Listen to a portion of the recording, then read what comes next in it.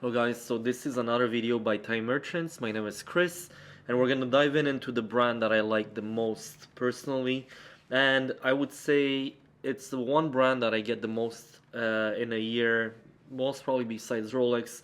It's the Tudor brand.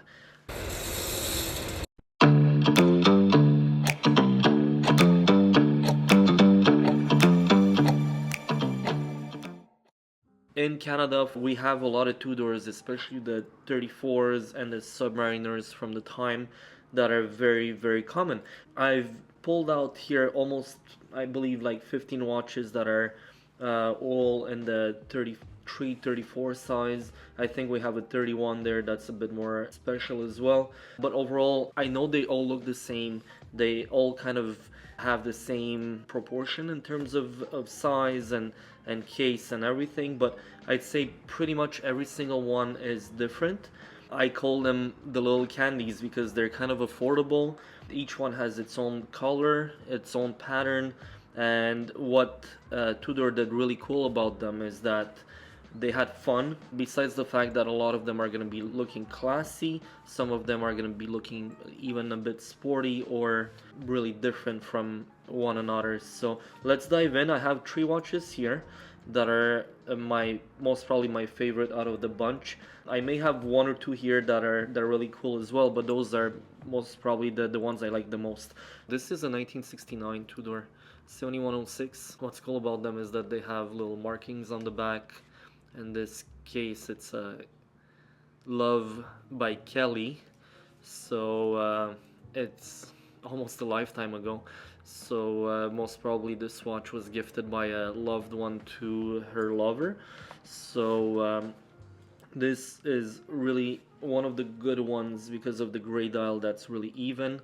The markers, each one of the markers has a very yellow, vivid patina. The hands are zinc sulfide, so when you're gonna put a black light on it, it's gonna loom very brightly and fade out really slowly. So this one is one of my favorites here because of its classic looks. It's pretty small as well. They're very slim to wear, so it's as good to wear for a lady as for a man. And I find the gray dial to be a bit more rare. We get maybe a few of them a year, especially in this condition. They're pretty out there. You gotta search for them. So here we have another one that's very interesting. We see them a few times a year here, or even more often.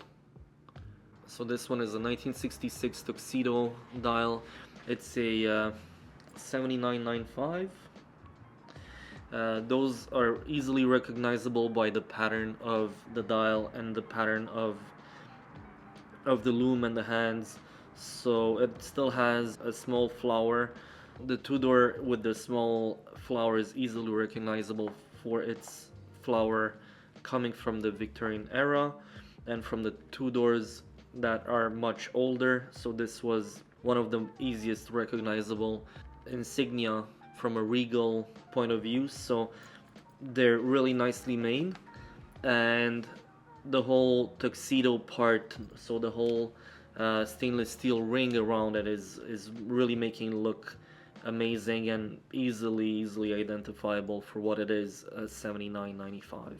So here we have another 79.96 with an original case, and the case is unpolished. It was owned previously by a welder, so there's little welding dots everywhere on the case, which I find leaves the watch with its whole history and its pedigree, you know. So those little welding spots are not so, let's say, visible in real life, but when we took the pictures for the website, they're there, so we see them pretty well. But otherwise the watch was never touched or modified in any way. What's cool about this one, it's that I think it's the second series from the time, and it does have zinc sulfide again, so it's gonna loom very strongly in the dark for a few seconds if you put a black light on it, and it's gonna slowly fade away within maybe 5 to 10 seconds. This one is one of the really cool ones because it's a date version, which is a bit more rare. The dial is all original. Again, we have the Tudor flower at the top, and overall the condition is all original, which I really love about those. Just finding them the way they're supposed to be. Even though it was worn, you can tell that the watch had a life, but it didn't have such a hard life that it's still in its original condition even today. So that's one of my favorites from what I have at the moment.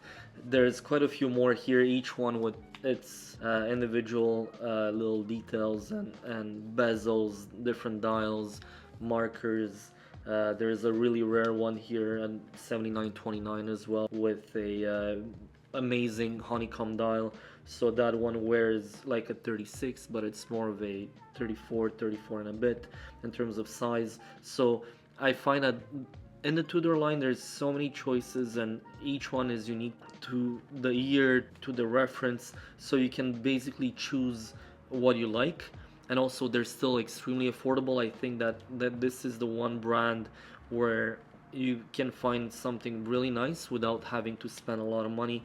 And I think it's one of the best, if not the best, starter's vintage watch that you can get. It's waterproof to a certain extent, so it's not something you can dive with. It's also very nice in terms of size, because it's a 34, 33, 34 in the size. And then you can be unique and find something that's really your own with a dial that will really stand out from the crowd. And you're gonna be the only one that's gonna wear that for sure, even in a watch meet. I hope it helps, guys, and I hope you are gonna be liking the brand a bit more. There's a lot to learn about them. Sadly, they're not available everywhere in the world. For example, Veta watches were very well distributed in Europe. Certain Movado watches, same thing in the States or in Europe. Whereas here we do have a lot of Tudors in Canada, so that's why I have the choice of seeing more, and of even sometimes keeping one or two if I really like those 34s, or if they have something really special about them. Hope you enjoyed it. If you have any more questions, again, come and see us in the store.